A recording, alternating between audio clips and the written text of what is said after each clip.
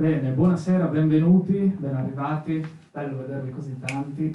Benvenuti a questa quarta edizione del Festival del Coraggio. Tra poco inizieremo a raccontare gli eroi visibili dell'Everest assieme a Dusan Jedincic, però prima, facendo anche un bel applauso, secondo me, di incoraggiamento e di buona fortuna e buon augurio a tutti quanti i coraggiosi che ci danno una grandissima mano, sono la colonna portante di questo festival, sono i ragazzi delle scuole dell'alternanza scuola-lavoro che ci aiutano in tutti gli aspetti organizzativi, comunicativi e soprattutto ci aiutano anche a presentare tutti gli ospiti del festival. E quindi io, prima di cedere la parola a tutti gli altri che mi accompagneranno in questa serata, la cedo volentieri a Valentina per raccontarci l'incontro di oggi.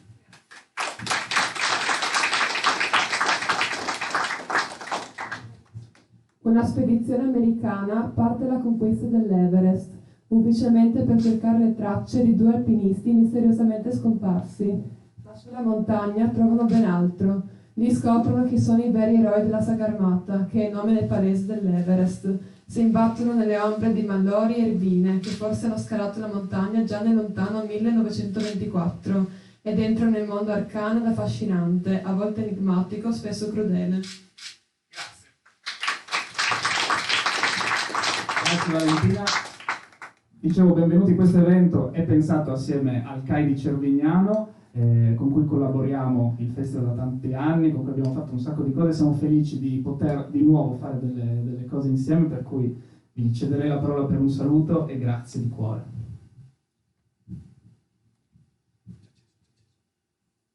Scusate, io tiro giù la mascherina perché mi sembra più educato anche nei vostri confronti.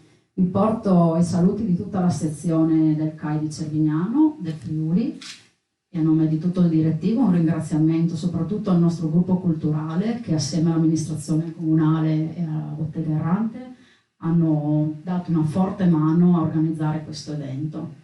Non serve togliere, nel senso che è già un paio d'anni che non riusciamo a fare un evento e per noi è il primo finalmente in presenza così dopo tanto, ed è una gioia vedervi. Niente, non voglio portare via tanto tempo, solo laddove c'è montagna il CAI c'è, e quindi qualsiasi informazione poi noi ci siamo. E lascio la parola a Nevio, che è uno dei nostri referenti del nostro gruppo culturale, che introdurrà l'argomento. Grazie a tutti e buona serata. Grazie a tutti gli essere intervenuti, soprattutto grazie al nostro ospite Dusan, che mi ha corretto poco fa sul nome, di essere stato gentilissimo di aver accettato il nostro invito, che anzi calorosamente mi ha spiegato cosa vuol parlare, qual è la sua reale attività in questo momento, che lui è uno scrittore, è stato anche un grande giornalista e un tempo anche un alpinista. Penso che in montagna ci va ancora, sicuramente, no? Ecco. E quindi da quelle montagne, insomma, sono nati anche alcuni dei suoi libri, molti sono anche di altri argomenti, e quindi direi partiamo con questo Gli eroi invisibili dell'Everest, che è appunto il tema di questa serata. Grazie.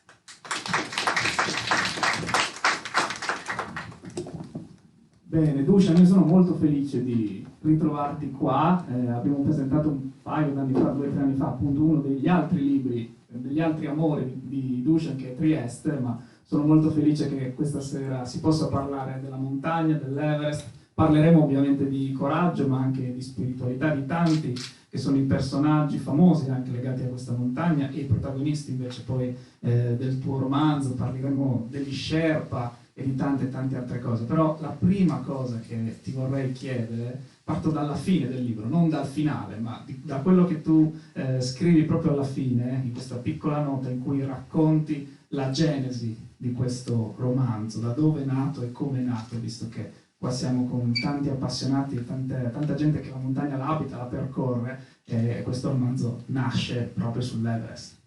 Il discorso è molto semplice. Quando ho partecipato alla spedizione internazionale sull'Everest del 1990, anche organizzata appunto a Trieste dall'Associazione Alpina Slovena, e c'erano appunto tanti alpinisti un po', era una spedizione appunto internazionale, anzi doveva addirittura venire la cordata di Everest, di Messner, Kammerland e Muschrechner, solo che Messner ha già, diciamo, voleva un po' quei soldi. Kammerland, invece di prendere il panino e la birra da noi, è andato giustamente a fare i soldi col film di Herzog, Werner Herzog, L'urlo di pietra. Invece, insomma, ecco, e allora abbiamo rinunciato appunto a loro, perché in quella spedizione addirittura pensavamo di fare il collegamento tra l'Everest e l'Otse, che sarebbe un record pazzesco. A parte questo, appunto nel 1990, ben 31 anni fa, appunto ho partecipato a questa spedizione.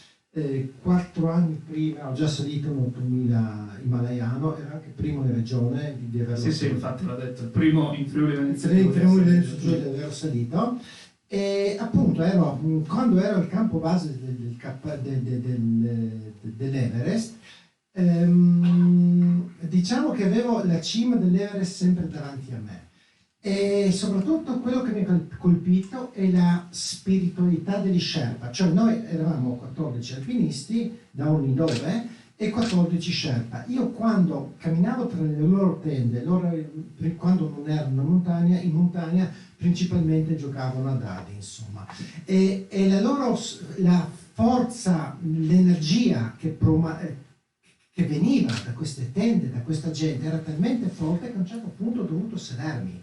Io mi ricordo che la stessa energia l'ho sentita pochissime volte in vita mia. Io viaggio tanto, forse l'ho sentita davanti al tempio della dea Kali a Calcutta, forse. Allora ho pensato, ho fatto 1+1, siccome al campo base hai tanto tempo per pensare, per scrivere, perché quando non sei in montagna tu ti alzi alle 6 e vai a dormire alle 8 di sera, però tutto il santo giorno non fai niente, perché ti metti a fotografare, ti stufi, ti metti a giocare a carte, non mi piace giocare a carte, non è che ti vai a passeggiare in cinema, sono aperti a quell'ora, in Himalaya, le balere le hanno chiuse tutte, al campo base, eccetera, eccetera, e dunque tanto tempo per scrivere, per pensare. Allora io come scrittore ho pensato, vorrei scrivere un qualcosa sull'Everest, Io già 4 anni prima ho pensato di fare un qualcosa sul K2, perché quando 4 anni prima ho salito come primo alpinista di Venezia Giulia il Broad Peak è vicinissimo al K2, avevo il K2 assolutamente davanti a me. Allora ho scritto lo schema, perché ogni scrittore chiaramente si fa lo schema del libro Assassini sul K2, che dopo l'ho pubblicato sia in sloveno che in italiano, e penso anche in alcune altre lingue. E niente, ho scritto il schema e ho visto che funziona questo, scrivere lo schema quando sei proprio sotto, perché è l'aria, è tutto l'insieme che ti aiuta in questo. Allora sull'Everest, per questi Sherpa, che quando passeggiavo con loro, mangiavo con loro, parlavo con loro, mi sono messo a scrivere appunto lo schema di questo libro. E ho pensato, allora il giallo l'ho già scritto sul K2 proprio per via, diciamo, della prima salita italiana sull'Everest, in cui Bonatti è stato lasciato lì quasi a morire, eccetera, eccetera, Compagnoni, la Cedelli, una brutta storia secondo me. Ecco, allora sull'Everest ho pensato alla spiritualità, ho pensato a 2 cose. La prima cosa è che senza gli Sherpa l'alpinismo mondiale non sarebbe come è in realtà oggi, perché gli Sherpa sono fisicamente 1000 volte più forti di noi e senza di loro l'Everest non sarebbe stato salito nel 53, il K2 non nel 54 e tutti gli altri 8000 sarebbero saliti sì, per 20, 30, 40 anni dopo. Allora appunto ho pensato a questi Sherpa, di parlare di loro, perché anche, appunto, ripeto, avevamo 14 Sherpa.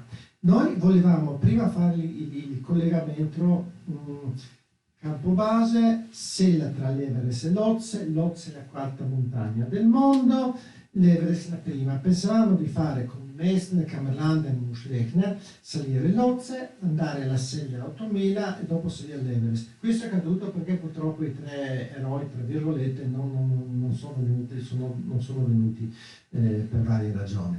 Dopo volevamo fare una prima via, l'abbiamo fatto la prima variante. Noi abbiamo salito l'Everest per la via cosiddetta normale, quella dei primi salitori del 53, però abbiamo fatto una variante che si chiama proprio ancora adesso Alpe Adria, che è appunto lunga 1800 metri, molto ripida, dai 40 ai 80 gradi, 75 gradi, e tutta la via l'hanno fatto soltanto quei tre che hanno salito, quella cordata che ha salito l'Everest. Delle 4 cordate nostre soltanto una ha salito per via del brutto tempo. Questo è vero, comunque, perché tanti dicono non sono arrivato perché era brutto tempo. No, era brutto tempo veramente, se ben chiaro. Io ero in contatto con uno fortissimo, Silvo Caro, che è uno dei più forti del mondo, però è venuto in brutto tempo, non c'è cosa.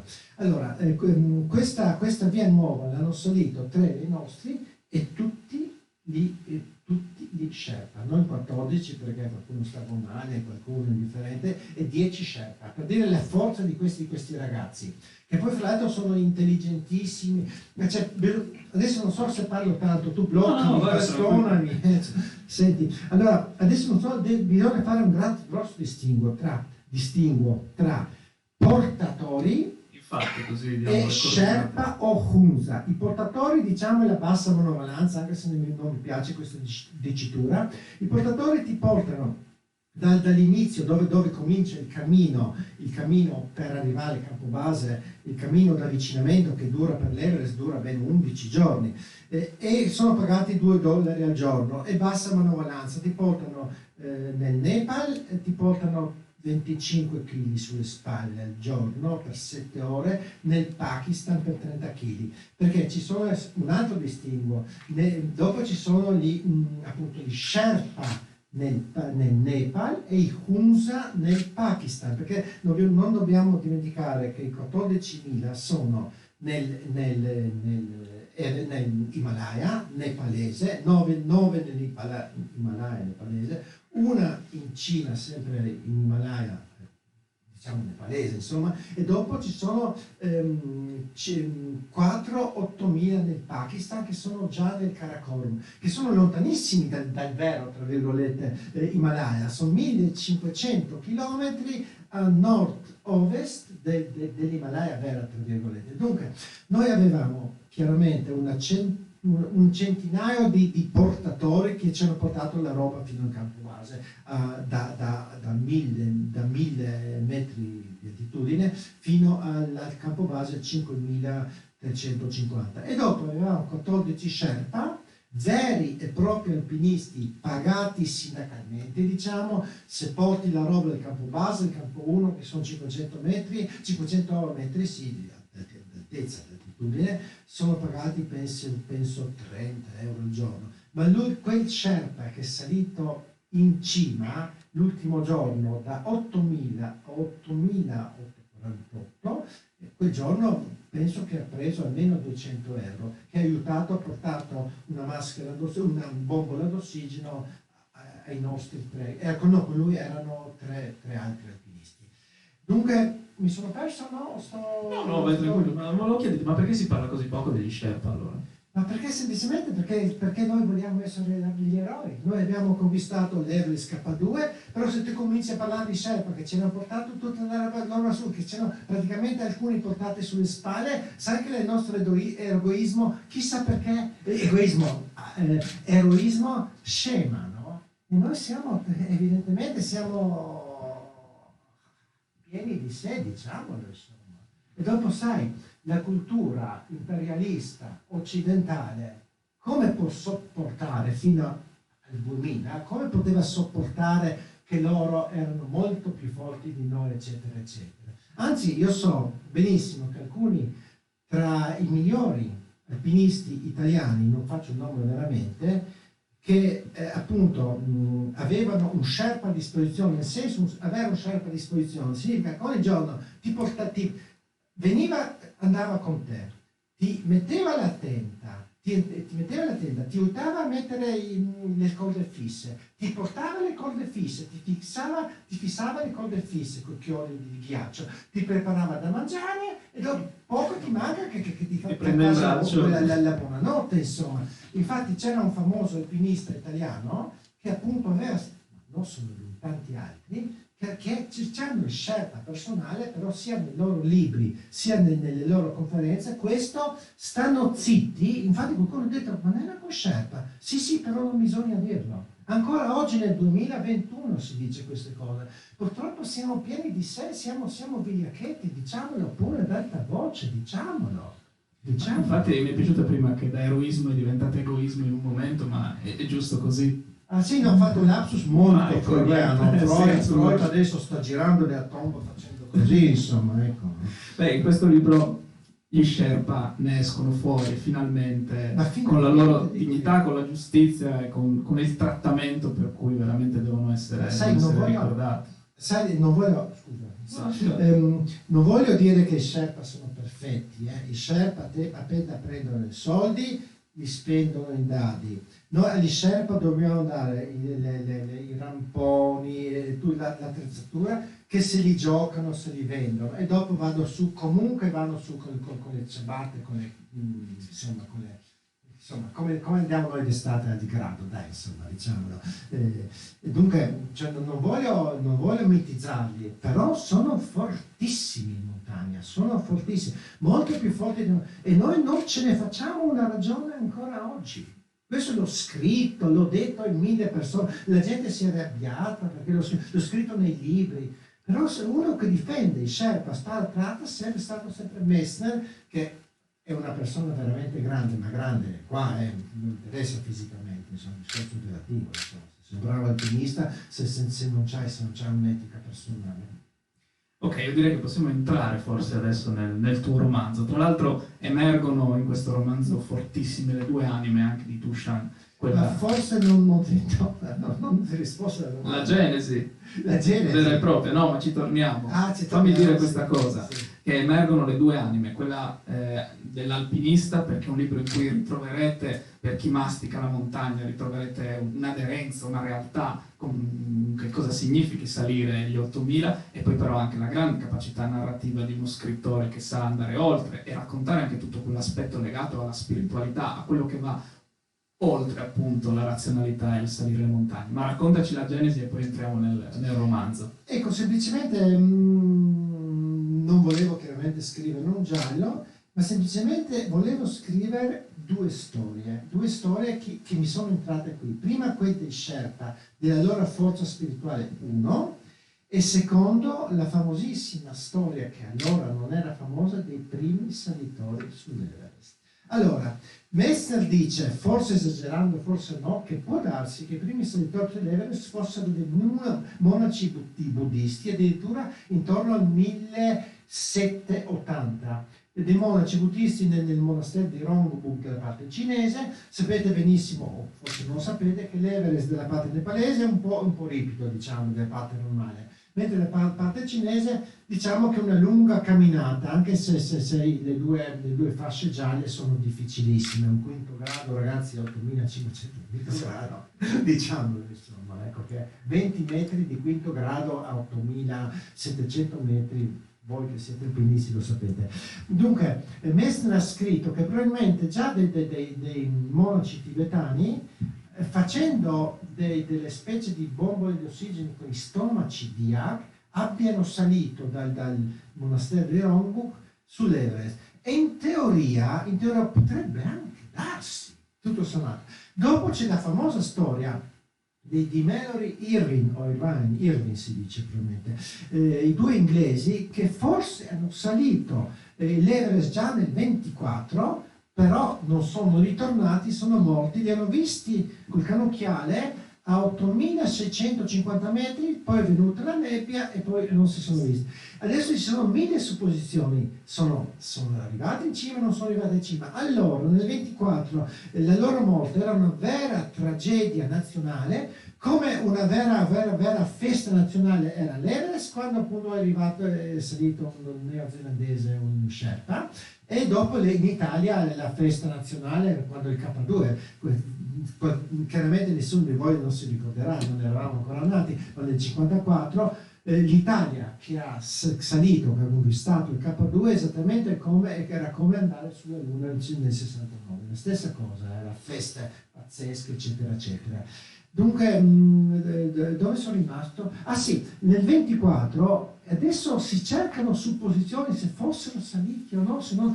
Interessante, quando io appunto ho fatto lo schema di questo libro, appunto del campo base, nessuno parlava di questa storia, è una storia dimenticata, è pazzesco come noi abbiamo poca memoria storica. Nel 24 tutti parlavano, di tutto il mondo parlava di questo fatto. Dopo è venuta la crisi mondiale economica del 29, dopo la prima guerra mondiale, dopo tutto il resto ce ne siamo dimenticati. Interessante che l'anno dopo che è uscito in sloveno, il mio libro appunto Gli eroi invisibili dell'Everest, col titolo Budovoko, gli occhi di Buddha, una spedizione mista americana e inglese, soprattutto americana, ha salito l'Everest solo per cercare i corpi di Mallory e Irving, per forse trovare la macchina fotografica di uno dei due in cui forse ci potrebbe essere ancora la foto della cima. Hanno trovato il corpo di uno dei due, di Mallory, però non aveva la macchina fotografica. Dunque il segreto è ancora rimasto e ancora non si sa se questi due fossero saliti già nel 24, ragazzi.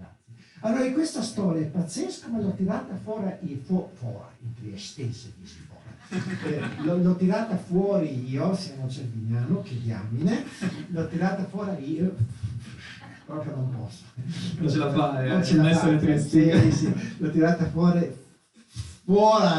io, e appunto, e niente, mi sembrava bene, soprattutto perché come alpinista che tutto sommato ha salito un bel pezzo di Everest, purtroppo proprio l'ultimo pezzetto non l'ho fatto l'ultimo giorno perché è venuto il brutto tempo veramente, perché stavo bene e tutto il resto, appunto ho fatto un'ipotesi cosa potrebbe essere successo con loro. Infatti anche chi ha letto il libro, Messer compreso, hanno detto la tua ipotesi è abbastanza veritiera. Io sarei un pochino più pessimista. Tu, loro due, Mallory e Irving, li hai messi in cima. Io adesso, prima pensavo che forse sono arrivati in cima, dopo quando ho scalato ancora una volta la prima fascia gialla e dopo soprattutto la seconda, lui ha detto non credo che ce l'hanno fatta la seconda fascia gialla. Però il libro resta, la teoria è una è la mia, una quella di Mestre, sicuramente più veritiera del di Mestre perché è passato di lì e invece purtroppo no. Dunque però sono contento che aver tirato fuori la spiritualità degli Sherpa e il loro buddismo e perché appunto i Kunza invece sono musulmani, no? E il loro buddismo è appunto questa storia qui. Infatti questo anche lo chiamano tutti i censori, diciamo, i critici letterari, un thriller mistico, perché sono questi miei eroi che vanno e spariscono, però spariscono in quell'intertempo che è il tempo buddista, insomma, ecco, che poi questa storia li faccio sparire e li faccio allucinare, li faccio avere delle allucinazioni, perché io quando ho salito un altro 8000 nel 2003 il Gasherbrum 2 e ho scritto anche il libro Dove va il vento quando non soffia, quando dormivo al campo 1 ho avuto delle allucinazioni vere e adesso mi ricordo che dopo aver letto il libro di Messner, al Messner è successo lo stesso. Io quando dormivo a 6.500 metri circa, c'era una sagoma tipo a 1 metro nella tenda, dormivo solo 1 metro dalla tenda, che appunto era fatta appunto dalla giacone, eccetera, eccetera, e avevo l'impressione, io tutta la notte parlavo con questa sagoma, io parlavo e la sagoma mi rispondeva, e non sto, veramente avevo delle allucinazioni vere.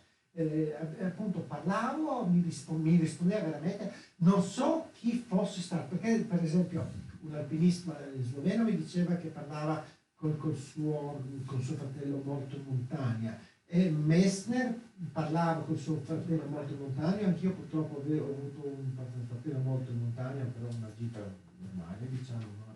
Arrampicando. Io speravo che fosse lui la persona con cui parlassi, però invece non posso dire perché non mi ricordo. Insomma, ci sono le allucinazioni veres 1500, chiaramente anche più in alto. Insomma. Allora io ho approfittato del fatto che esiste questo fatto delle allucinazioni, che appunto ho messo una storia che potrebbe anche essere vera sull'Everest, perché io sono scrittore, ma soprattutto ero 36 anni giornalista della RAI, no? Alla sede regionale di Trieste. Anche se ho scritto tanto, ho fatto tanti servizi per la TV nazionale, soprattutto per Est-Ovest e G-Montagne, ero anche corrispondente di alcuni posti della RAI, eccetera. E dunque, perché ho detto questo? Ah sì, no. Per l'approccio forse con cui scrivi. Ah sì, e che sono giusto, hai ragione, che sono soprattutto un giornalista. E anche se giornalisti siamo tutti tanto sputtanati, si può dire?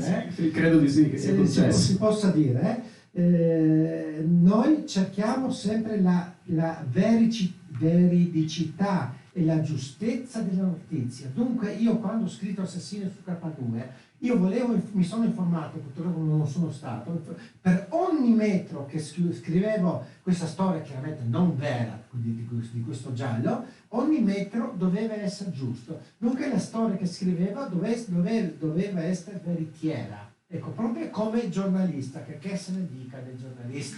Ecco, dunque, sì, appunto, sì, questo doppio binario, Sherpa, Mallory, Irving 24. Sì, facciamo un passo indietro, perché è vero che gli Sherpa sono i grandi protagonisti, o tra i grandi protagonisti di questo romanzo, ma il romanzo si apre con questi due americani che decidono di salire l'Everest per andare a cercare un'altra verità, che è quella degli altri due che hanno lasciato indietro un anno prima. Sì, semplicemente ho trovato una storia in cui appunto due americani, adesso non devo svelare tutta la trama perché dopo non compro il libro. No? Ah, ma non li facciamo uscire. Ah, bene. Come il concerto di Ligabue che si devono comprare il libro adesso. E niente, appunto ci sono questi due americani, una storia assolutamente veritiera, che appunto hanno delle allucinazioni molto in alto, non si sa se fossero saliti in cima, e dopo a un certo punto qualcuno muore proprio perché ha delle allucinazioni. Diciamo, sto facendo un discorso molto stringato, dopo li faccio anche parlare con me, il che è giusto, perché se io ho parlato con una persona, se Mestre parlava col fratello, potevano benissimo parlare con loro. Dunque storia assolutamente veritiera e anche molto molto reale. Infatti l'ho chiamata appunto giallo mistico, perché veramente ammetto tanta misticità, è molto presente sia gli Sherpa, sono molto presenti, e soprattutto il buddismo che appunto queste loro fasi intermedio di raggiungere il nirvana, no? Dunque ecco, questa è la genesi, insomma. Una cosa che emerge, che a me è piaciuta moltissimo del tuo romanzo, sono anche le generazioni a confronto.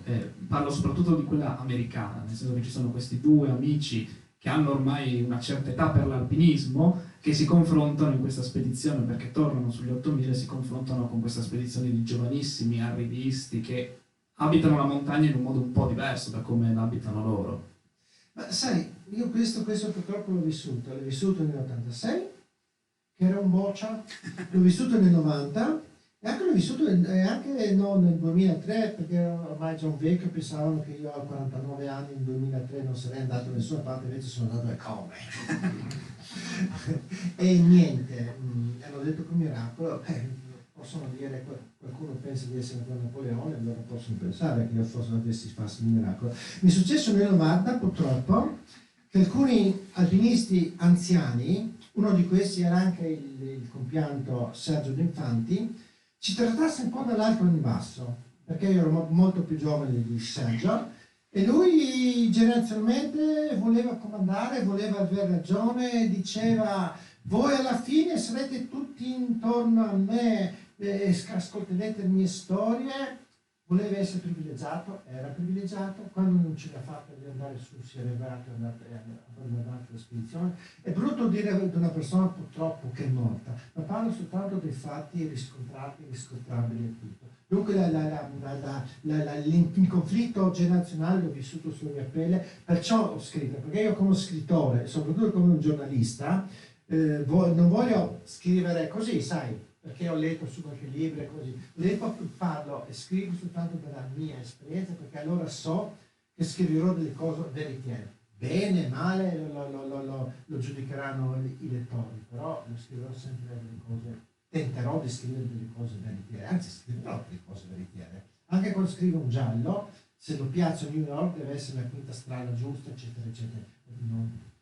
Anche se questo è già un discorso da scrittore, insomma.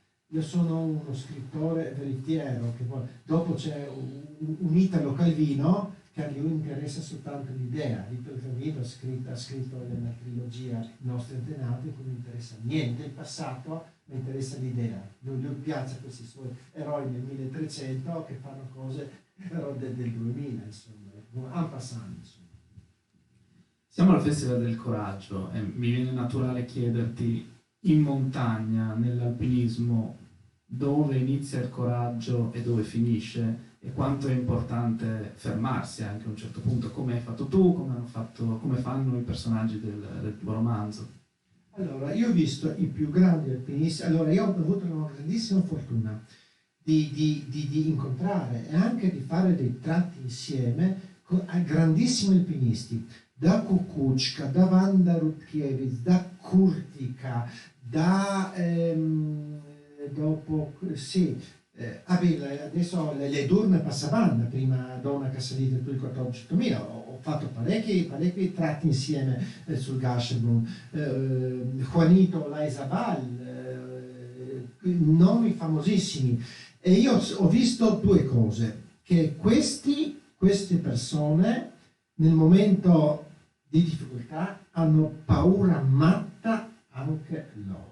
Primo, hanno paura matta anche loro e sono molto più previdenti di tutti gli altri. Per esempio, do un esempio, con noi nell'86 c'era un grandissimo alpinista sloveno, che però purtroppo, essendo sloveno, una piccola nazione, non è uscito tanto quanto doveva. Tomo Cesen, famosissimo.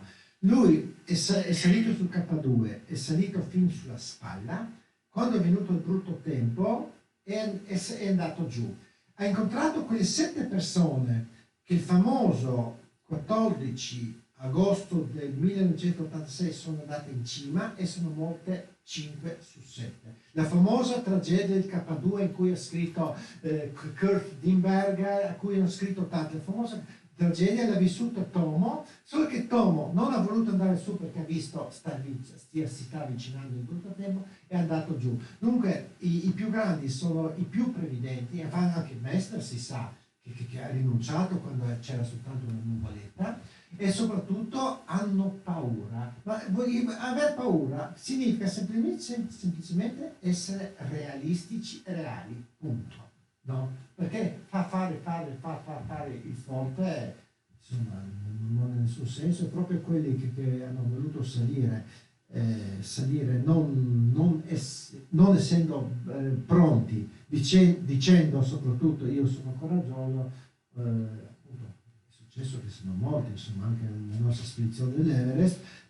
Quell'anno nel periodo pre-monsonico, perché si sa che sull'Everest si può salire prima del monsone da marzo fino a maggio e post-monsone da settembre fino a fine ottobre.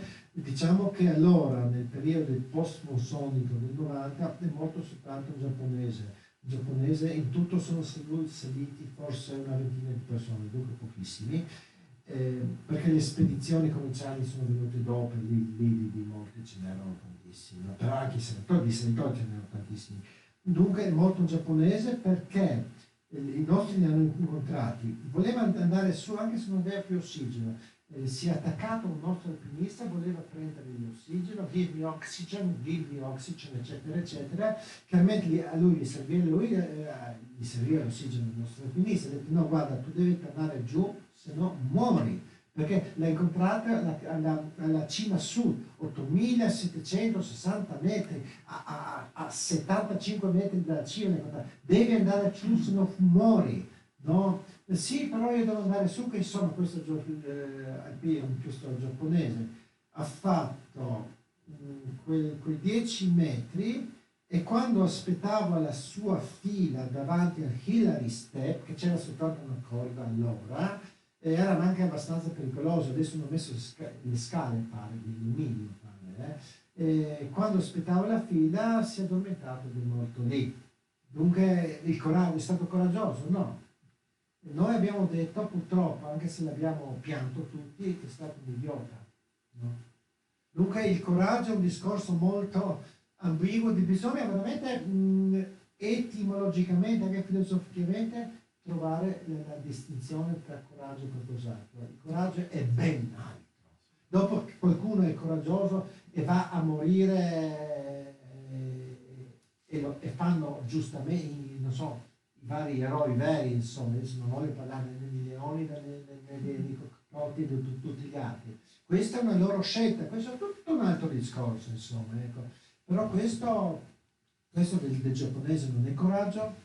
Il coraggio è ben altro, il coraggio è chiaramente, dirò, quasi una vanità, accettare le proprie paure, e questa è una banalità, insomma, però accettare no, il proprio essere uomini, il proprio, diciamo, la propria piccolezza, i propri limiti, semplicemente accettare i propri limiti. Il coraggio è ben altro, il coraggio lo si guarda su ben altri ambiti. Il coraggio per me a livello fisico è tentare di farcele quando se la fine. Per esempio, quando io mi allenavo per il Broad Peak, perché sono stato invitato come giornalista al Broad Peak, una spedizione delle più grandi di tutti i tempi, in cui c'erano allora gli alpinisti sloveni erano con i polacchi i più forti alpinisti del mondo. Io sono stato invitato come giornalista, mi sono soltanto che non mi conoscevano di carattere.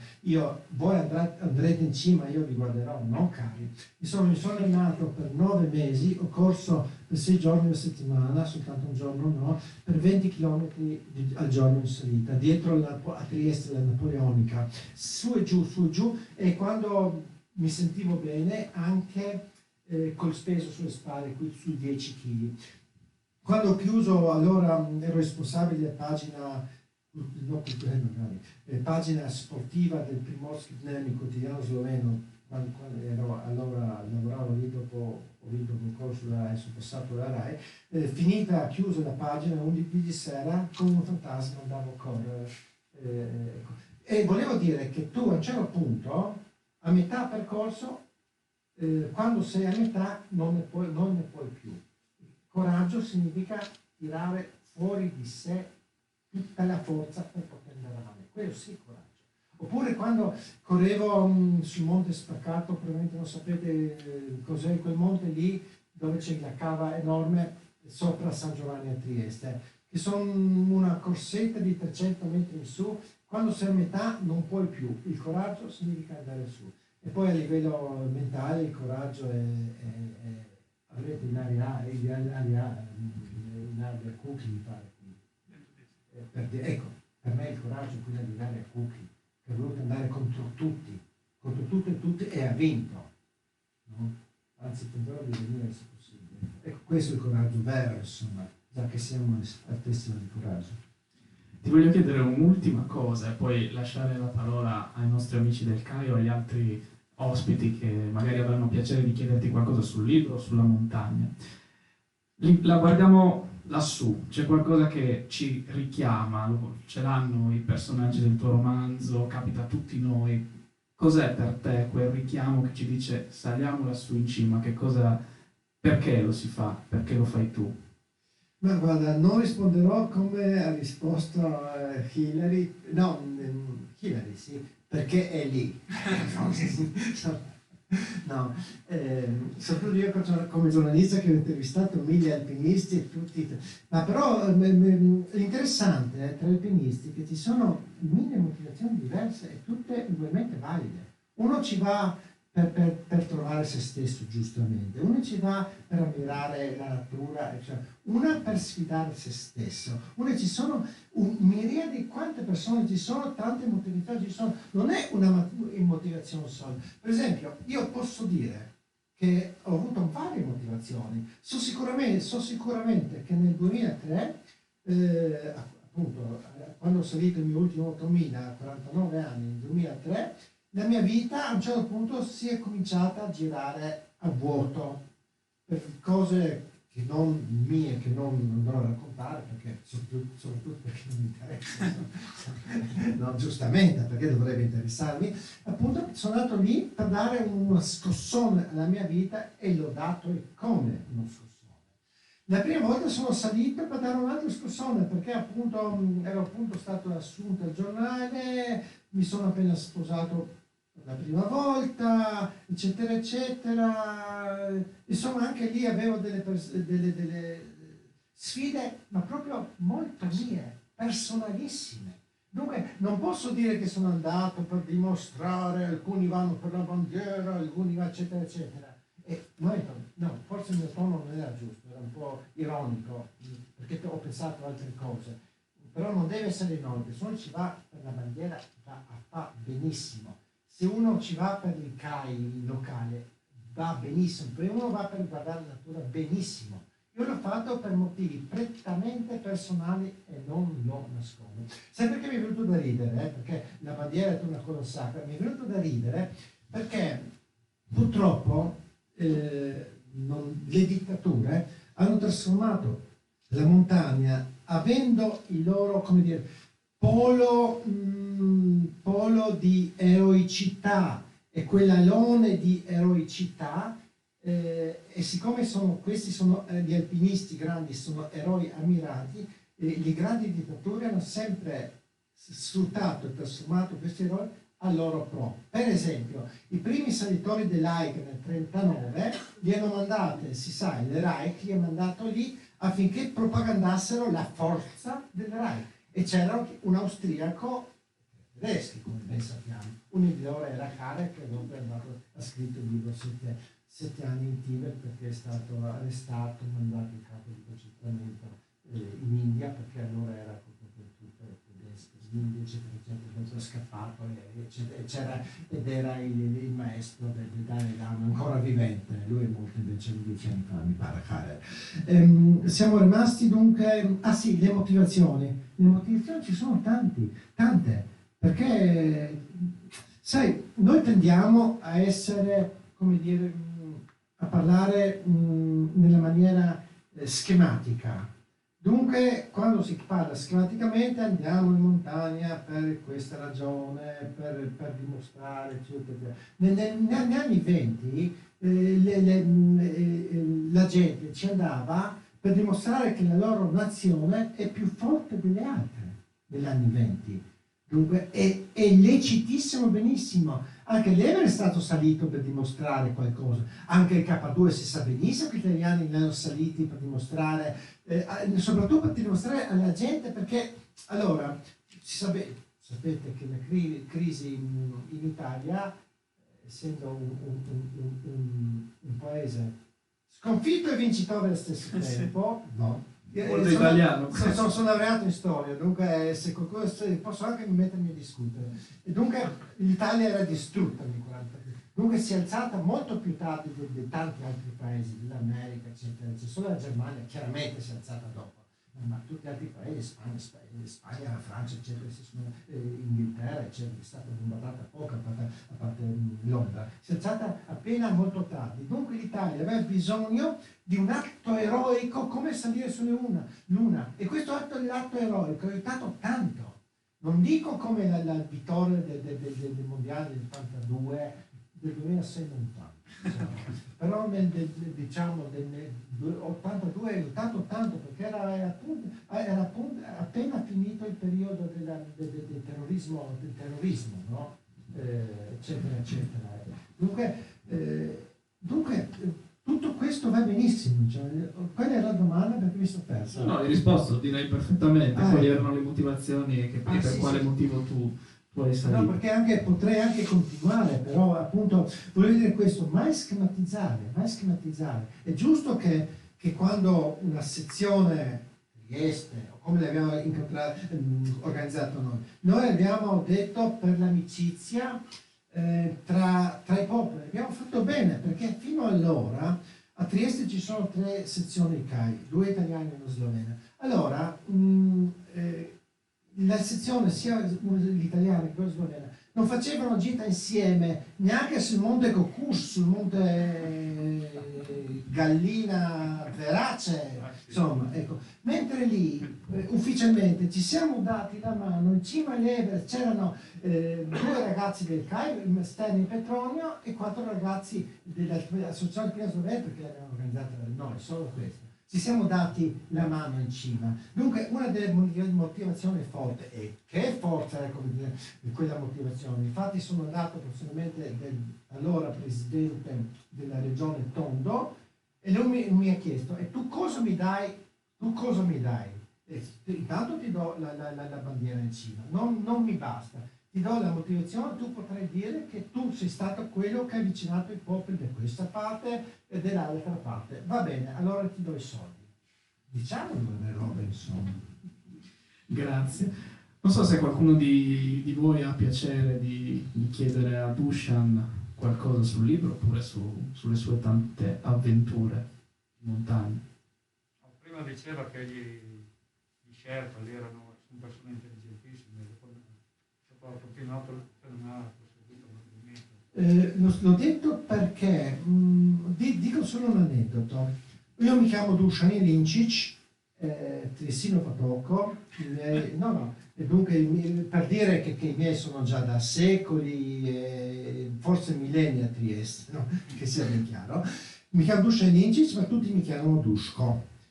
Sulla botte c'era scritto Duško. Tutti i Sherpa hanno saputo dire benissimo il mio nome, mentre gli altri triestini della spedizione mi dicevano Duško. Ecco.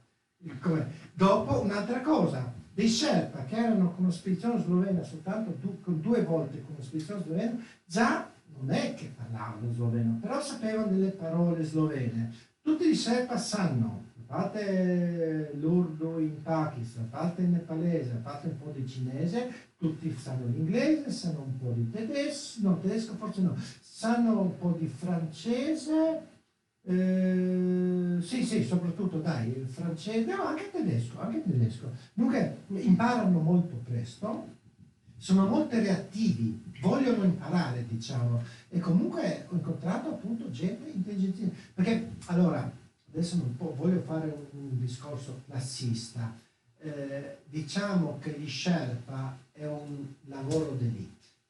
Allora, c'è la bassa manovalanza, parlo per schema perché inutile, la bassa manovalanza è per diventare Sherpa, devi fare dei corsi, devi lottare tanto. E tu puoi diventare Sherpa dopo aver anche fatto corsi, c'è anche il tesserino da Sherpa, e il Sherpa lo fai al massimo 5-6 anni, perché intanto rischi tanto, intanto spendi tanto di quelle energie fisiche e mentali, che metà basta, e soprattutto guadagni tanti soldi, perché soprattutto gli Sherpa, dopo che hanno finito, dopo 5-6 anni che hanno fatto questo mestiere, guadagnano tanti quei soldi che possono aprire, di solito loro o aprono un lodge, che sono quelle botteghine dove vendono minutaglie, oppure il tè, oppure aprono delle botteghe, dei negozi di materiale già usato alpinistico. A Kathmandu di queste botteghe, di questi negozi ce ne sono una 30, ne ho contati. Anche se è vero questo, che tante volte gli alpinisti che lasciano questo materiale è roba rotta, insomma. Non dobbiamo dimenticare che Kukučka, quello che ha salito tutti i 14.000 come secondo un anno dopo Mester, è morto proprio perché è caduto, sia perché era appunto attaccato la coda, ma si è strappata la coda perché era la coda comprata in questi negozi di seconda mano che ha avuto già uno strappo questa coda. Dunque invece di tenere 1300 kg ha tenuto soltanto quei 100, e lui con lo strappo è andato giù. No? Dunque Sherpa, dunque loro diciamo che l'elite, e l'elite sono anche gente studiata di solito, studiata, che hanno fatto l'università e solo, no, ci sono 2 università, forse l'università no, ma sicuramente quasi tutti le scuole superiori fanno dei loro corsi e dunque i Sherpa sono appunto anche un mestiere ambito, tutto sommato. E tutto sommato, se tu lavori 5 anni, guadagni tanti soldi per poter aprire un negozietto oppure un lodge, non mi pare proprio. Cosa ne pensa delle salite in stile alpinistico? Per fare un esempio fra tutti, Bennett e Neroi. Ma no, io li ammiro. Io lo ammiro intanto, io ho scalato, nella spedizione del 2003 ho fatto con loro. Mentre io ho fatto il mio 8000, il Gashimo 2, loro in 19 giorni ne sono saliti 3. Così, hanno passato. Hanno subito il Gashimo 1, che allora era difficilissimo perché non c'erano le cose fisse. Perché il Gashimo 1, tante 8000 sono difficili se non ci sono le cose fisse. Loro erano i primi, quell'anno era soltanto, oltre a loro 2, soltanto 4 hanno salito il Gashimo 2 e il Gashimo 1. Hanno salito il Gashimo 1. Che è difficilissimo. Dopo hanno salito il Gashimo 2, che è un po' più facile, dopo hanno salito anche il Broad Peak in 19 giorni, record mondiale, pochi ne parlano. Per fortuna adesso se ne parla di loro perché è la prima coppia sposata che ha salito gli 8000. Dunque io li ammiro tantissimo perché loro, anche noi portavamo le nostre cose da noi. Però i Sherpa ogni tanto piazzavano qualche tenda, eccetera. Loro, tutte le loro cose le portavano tutte sulle spalle, sia Roma, sia la Nives, no? Sia la Nives. E dunque io a me tanto siamo amicissimi, ho scritto anche l'introduzione al mio libro Stellate, che è uscito a Torino da Vivaldi, ha scritto l'universo di introduzione. No, ha scritto alla Dove va il vento quando non soffia, sempre da Vivaldi. Tanti libri ho pubblicato 42 libri con le traduzioni, no? Sì, ha scritto l'universo di introduzione al Dove va il vento quando non soffia sulla spedizione del Gashimo 2. Dunque io ho un'ammirazione smisurata perché sono veri. Loro non speculano. Allora, perché quando pochi anni prima, dunque diciamo così, un minuto perdo, 10 anni fa è venuta questa lotta tra 3 donne che dovevano salire come prime gli 8000, tra Edurne Passaban, che era con noi, con cui abbiamo scalato, tra la Nives e tra una no? Sì, la spagnola è Edurne, e tra una coreana che tale Och. Allora la signora Och ha salito 14.000 in 4 anni, 14.000 in 4 anni, però con 4 sherpe, facendoti portare dunque lo zaino, le corde fisse, dunque dopo la tenda le hanno piazzate, le hanno portato da mangiare e tutti i passi le hanno portate sulle spalle. Tanto che a Kathmandu la famosa signora Harley, no, ha fatto tanto affinché dicesse il 14.000 non è provato e non era approvato, e allora gli hanno annullato il 14.000. Così la prima era Edurne, doveva essere Nives, ma siccome si è ammalato gravissimamente il povero Roma, doveva morire, purtroppo sono andato a trovarlo tante volte, allora non era la Nives. Ma mentre Edurne è una ragazza onesta, qualche volta si è fatta aiutare dal Sherpa, qualche volta l'ho vista andare su con lo Sherpa, e lei è abbastanza leggerina, diciamo, Sherpa era prima di lei, insieme, cioè, forse il Sherpa ha portato la tenda, andate di solito andare senza ossigeno, perché mi è tutto senza ossigeno, ragazzi, perché correre con l'ossigeno, corre l'ossigeno con l'ossigeno, è come correre, andare con l'ossigeno sotto 1000, è come correre 100 metri con la moto, va bene? Ma siccome non esistono regole nella corsa di 8000, tra virgolette, allora qualcuno si approfitta. Allora la signora coreana Oh, per fortuna, ha trovato l'escamotage affinché non fosse la prima, che perché veramente sarebbe da fucilarla a vista. No. Per fortuna era la Edurne, una brava ragazza, per sfortuna era la Nives che si meritava, perché si è fatto tutti, ma proprio tutti, in stile alpine senza ossigeno, però in compenso i miei amici, orgogliosi di essere amici loro, perché li ammiro tantissimo, Nives e Roman, ci siamo sentiti pochi giorni fa, eccetera, eccetera. Prego. Scusi, io sono un profano, non ne so niente di alpinismo, sono qua per curiosità.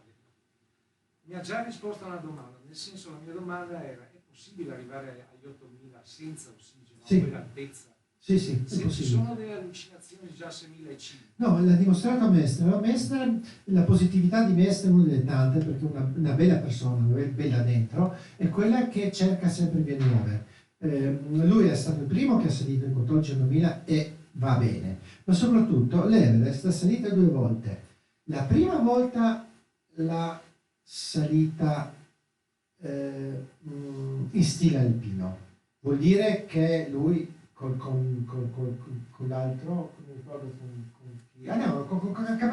con Camerlander, è appunto andato in stile alpino, vuol dire che si è portato tutto sulle spalle, è andato al campo 1, se l'ha piazzato, e dopo l'ha smontato, è andato al campo 2, eccetera. Dunque l'ha salito da sud, lato nepalese, l'ha salito in stile alpino, mentre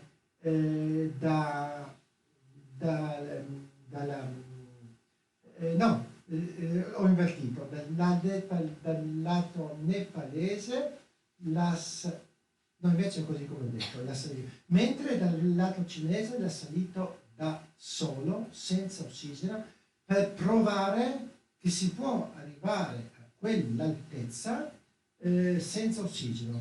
Dal Nepal l'ha salito appunto in stile alpino con un altro, facendo il primo record, e dopo dalla parte cinese l'ha salito da solo e senza ossigeno, dimostrando noi che si può. L'unica cosa, il suo, diciamo, l'aiuto era che lui si è allenato per 4 mesi sul Pamir, che appunto è quella diciamo, quella non montagna, ma quella è come alto piano.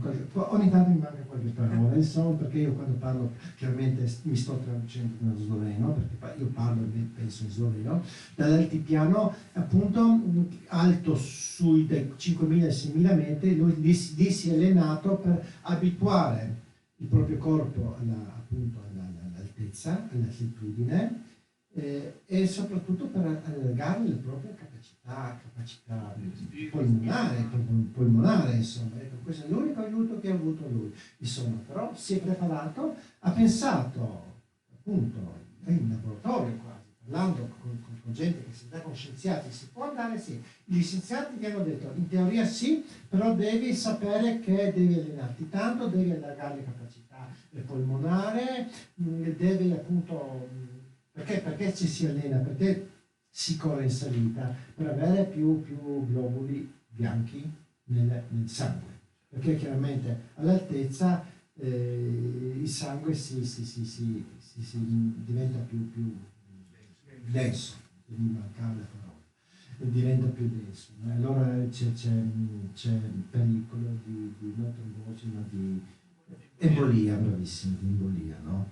Ecco. Dunque, era questa la domanda, no? Sì, lui prima ha fatto questo discorso in laboratorio, in teoria, gli hanno detto sì, però allenati, fai questo, e dopo ce l'ha fatta dimostrando che si può fare. Poi, mi scusi, sì. Era collegato a una seconda domanda. Sì. Visto che gli Sherpa penso, sono popolazioni della zona, ovviamente. Sì, della zona, venuti dalla Cina e calati tutti calati tutti in Nepal, soprattutto davanti ai cinesi che l'hanno occupata nel 50. Sono abituati a quelle altezze, hanno fisicamente una resistenza nettamente Assolutamente superiore. sì. Non c'è qualche leggenda tra gli Sherpa o qualche forma di dimostrazione che possano, diciamo, dire che magari il primo a essere salito sull'Everest? Assolutamente sì, solo che siamo sempre lì, noi non sappiamo niente se gli indiani in America avevano una cultura, avevano una cultura, una letteratura, perché non abbiamo le prove, no? Sarà magari qualche scritto? Non abbiamo nessuna prova, perché allora, la capitale degli Sherpa, diciamo, è Namche Bazaar, che è a 5.000, no, Namche Bazaar è a 6.800, no, a 5.800 metri Namche Bazaar, dunque è altissima. E loro, comunque gli Sherpa lavorano sempre, la Namche Bazaar è bassissima, loro lavorano sempre in su, nelle montagne, e soprattutto abitano, a parte Namche Bazaar, abitano anche nei villaggi fino a 7.500 metri, fino a 7.000 metri abitano nei villaggi. Dunque la domanda è molto lecita, può darsi che qualcuno abbia salito negli anni 50, negli anni 40, perché no, abbia salito l'Everest, solo che questo non si sa, non è stato scritto, non è stato provato, purtroppo i Sherpa non hanno una letteratura, purtroppo non hanno una cultura, non hanno una scuola, non hanno un'università, non hanno una tradizione, non hanno purtroppo una identità nazionale, non hanno, perché quando le nazioni si aprivano c'erano ben altri che li tartassavano, da una parte cinese, dall'altra parte c'era i re in Nepal che chiaramente non vedeva bene altri popoli, eccetera, eccetera, e quando questi popoli dovevano diventare soggetti nel mondo, come divinità, è stato tutto tagliato fuori. Dunque potrebbe essere stato benissimo che qualche Sherpa, qualche gruppo di Sherpa, abbia potuto salire nella cima dell'Everest facendo anche tutto sommato senza ossigeno. Abbiamo appena fatto un discorso lungo che l'ossigeno hai bisogno, se loro l'abitano lì, il maestro si è allenato sul Pamir, hanno avuto sull'altipiano del Pamir, loro non accorgono perché vivono sull'altipiano, diciamo. Bellissimo, buona domanda. La prima volta dico perché la prima volta che me lo fanno questo. Tutto sommato il Sherpa potrebbe essere giusto. Scriverò un altro romanzo. Si chiamerà Il ricordo di Cervignano. Ma loro non hanno anche la religione che dicevano che sopra c'erano gli dei, non potevano... C'è la religione, però allora gli dei lo hanno relegato al Kailash. Dunque il Kailash non si può salire, ma per raggiungere il Nirvana devi camminarlo sulle ginocchia per 52 volte intorno al Kailash. Il Kailash è alto 7.500 metri, una gran bella montagna, non c'è salito nessuno. L'Everest una volta c'era che non dovevano salire, adesso i Sherpa, si sa benissimo, c'era un Sherpa, come si chiama, non mi ricordo più, tanto per noi i loro nomi sono tutti uguali, e un Sherpa è salito 21 volte sull'Everest. Dunque può darsi che li abbiano bloccato loro decenni fa questo, il fatto che c'erano le idee e tu non dovevi salire, può darsi che gli hanno bloccato questo, perché tutto sommato diciamo la religione buddista si è aperta agli Sherpa forse appunto negli anni 20, quando i primi conquistatori europei, anzi mondiali, non solo europei perché ci sono anche americani, giapponesi eccetera, hanno cominciato a conquistare tra virgolette. Dunque la religione che come la religione deve essere sempre elastica, e appunto ha detto voi Sherpa che siete scelti andate pure eccetera eccetera. Però è un discorso reale questo, insomma, che loro sono stati interdetti prima di un dato periodo. Il Kailash è ancora interdetto. Bene, se non ci sono altre domande, io ringrazio di cuore Dusan per averci accompagnato sull'Everest, ringrazio il CAI di Cervignano per aver pensato questo evento all'interno del festival. Vi auguro buon festival perché è iniziato soltanto oggi e c'è tempo fino a domenica per ascoltare altre storie coraggiose, e vi ricordo che scendendo giù trovate gli eroi invisibili dell'Everest e potete esplorare veramente il romanzo di Tushen. Per cui grazie a tutti e buona serata.